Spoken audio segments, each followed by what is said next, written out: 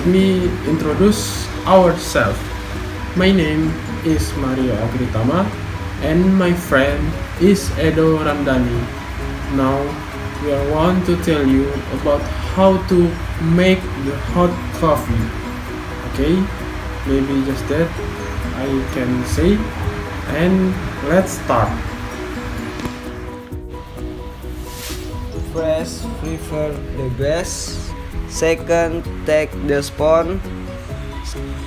3. Take the coffee. 4. Put the sugar.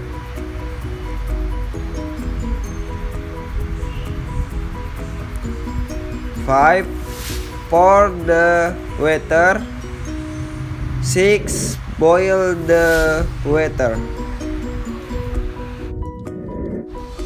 Okay, next, after the water is hot, and you must prepare your glass to the table, and then prepare your coffee and pour your coffee to the glass. Okay, wait.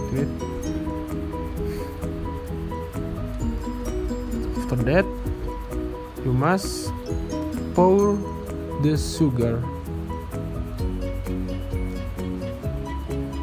Okay, and then pour the hot water to the glass.